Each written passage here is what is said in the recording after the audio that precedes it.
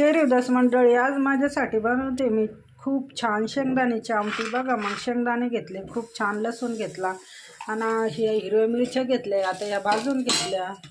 मग आता हे पण खूप छान भाजून घेते मी. त्याच्यामध्ये कोथिंबीर टाकून, मीठ टाकून छान असं वाटून घेते.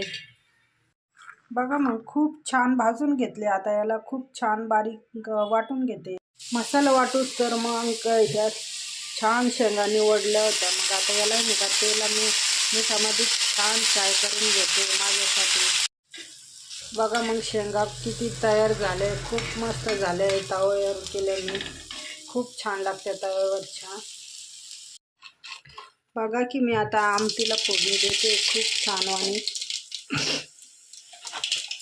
जिरा टाकते, थोडा कढीपत्ता टाकते, थोडा कांदा मस्त लाल झालाय. आता मी बघा शेंगदाण्याचं वाटेल आता हे खूप छान त्याच्यामध्ये सोडते. आता थोडीशी हळद टाकून, हळद टाकली त्याच्यामध्ये खूप छान कलर येतो हळद टाकल्याने.